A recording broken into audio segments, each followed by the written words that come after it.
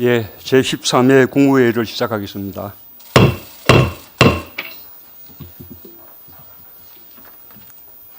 코로나19가 세계적 대유행으로 번지며 세계의 방역 전선에 비상이 생긴 것은 물론이고 경제에도 심각한 타격을 주어 세계 경제가 경기 침체의 길로 빠질 것이라는 우려가 확산되고 있습니다.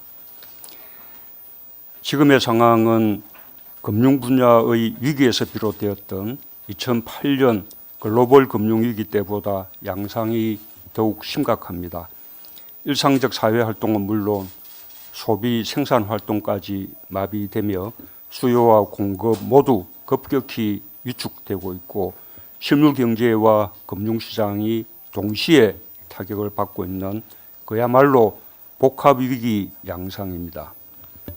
더욱 심각한 것은 전 세계가 바이러스 공포에 휩싸이며 국경을 봉쇄하고 국가 간 이동을 차단하고 있다는 것입니다. 인적 교류가 끊기고 글로벌 공급망이 뿌리부터 흔들릴 수 있어 경제적 충격이 훨씬 크고 장기화될 수 있습니다.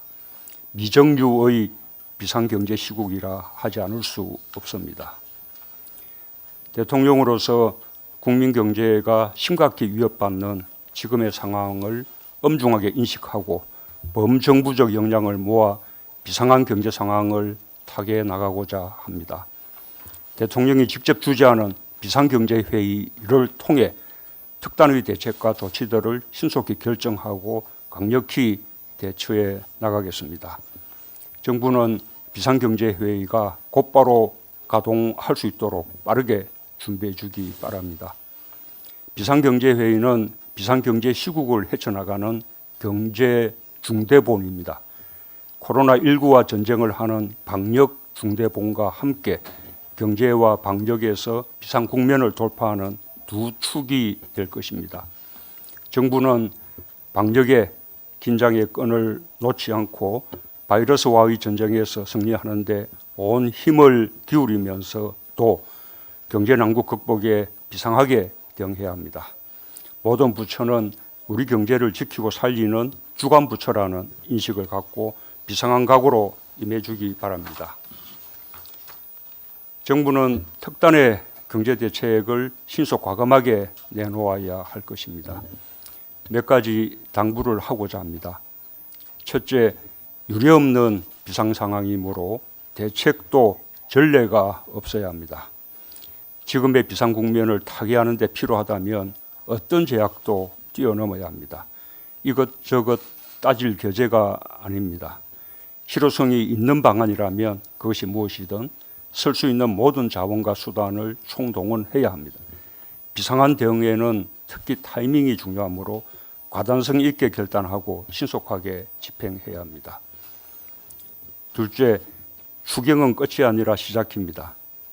정부는 그동안 기존의 예산에 추경까지 더한 정책 대응으로 방역과 피해 극복 지원, 피해 업종과 분야별 긴급 지원 대책, 경기 보강 지원을 순차적으로 추진했습니다. 32조 원 규모의 종합대책이 조기에 집행될 수 있도록 만전을 기해 주기 바랍니다.